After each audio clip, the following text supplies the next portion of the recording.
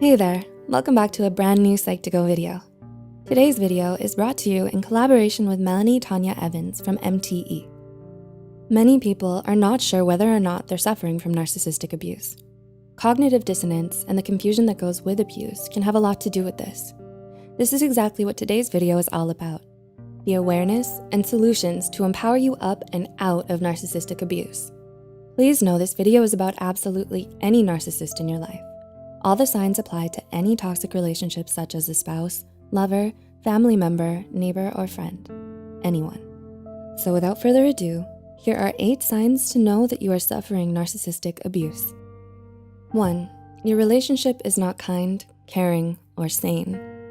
Toxic relationships can be very confusing at times, making it difficult to know who is who in the zoo. This happens because the toxic person will spin it back on you, blame you, and will not be accountable. Remember, if someone hurts you and is not capable of a genuine apology and you keep hanging out with this person, they'll continue to hurt you.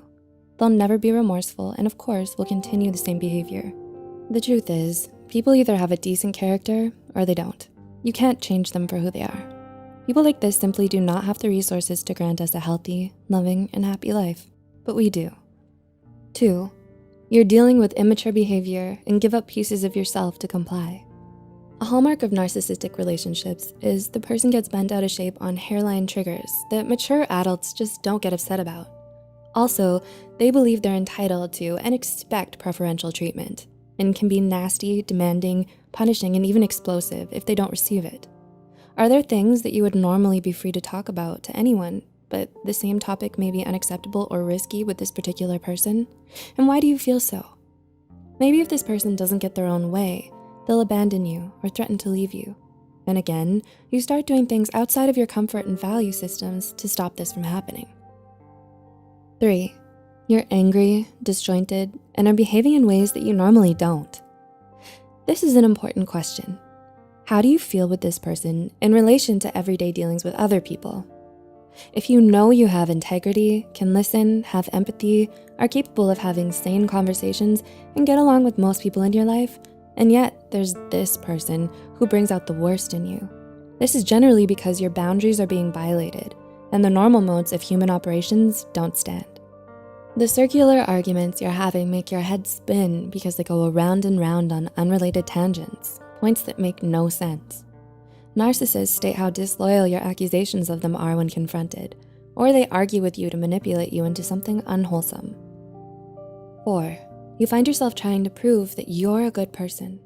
Because the narcissist is regularly accusing you of all the things that they are and do, such as lacking integrity and love and care for people, being unfaithful, lying, making it all about yourself, wanting to use people for your own gain and more, naturally, you'll be incensed and try extremely hard to prove and convince them otherwise. This is another deadly hook that narcissists can get you enmeshed with them on. If you believe that your integrity, character, well-being, and safety is dependent on what other people think of you, then you're susceptible to this narcissistic behavior. 5, you are mopping up the messes. Being connected with a narcissist has lots of drama, rough edges, and quite frankly means that disasters are always looming. Narcissists usually aren't good with detail, accountability, or sensibility. They fly high, seeking narcissistic supply and acclaim with little to no thought for doing the right thing. If your life is connected with one of these people, it's usual that you will be paying their fines, sorting out their messes and dramas, and even lying for them to cover their tracks. It's like this analogy. As you're watering their back lawn trying to keep it green, yours gets parched and turns brown and dies. This is how narcissists roll, and this is what happens to the sensible, well-meaning, responsible people who narcissists like to recruit into their lives. By walking away from people like this, we can heal and restart our life with self-responsibility. 6, your boundaries are being disintegrated. It's extremely common for people with poor boundaries to get involved with narcissists. Do you find it difficult to speak up, stand up for yourself, or hold boundaries with this particular person? And when you try to do so, are you often criticized, rejected, abandoned, or punished? You're likely dealing with a narcissist. As a result of that, you try to minimize the trauma and mayhem that breaks out by giving up on trying to assert your needs. Or maybe because you've dissolved into so many feelings of powerlessness, helplessness, and despair that you find yourself begging or pleading for your boundaries to be respected. Discovering that the narcissist has zero empathy for you and won't comply, it takes you down into an even deeper place of helplessness. 7. You feel addicted, disjointed, and manic. A perverse addiction happens with narcissists. This is also known as trauma bonding. To find out more, you can check out the links in the description. Do you feel manic and unable to stop trying to contact or hook back up with a narcissist? Even when you know how much you continually get hurt by doing so? We can be horrified by how addicted we are to someone who treats us so terribly. It just doesn't make logical sense. It is, of course, very serious when it gets to a stage where we simply can't talk ourselves out of doing the actions that we know are putting ourselves back into the fire to get burnt again. And 8, you're suffering from abuse symptoms. Things are now very serious. When your emotional inner being has been screaming out for our attention and we haven't as yet pulled away and turned inwards to heal, then we start breaking down physically as well. It's likely that anxiety and depression and even greater issues like fibromyalgia, adrenal issues, PTSD, and agoraphobia start to develop. You lose interest in the activities, people, and self-care that used to grant you energy, as the toxic person in your life takes up more and more of your energy and focus. The shame and pain become so great that we may start hiding out from the world, lying to people, covering up, and feeling even more isolated in our traumatic feelings and symptoms.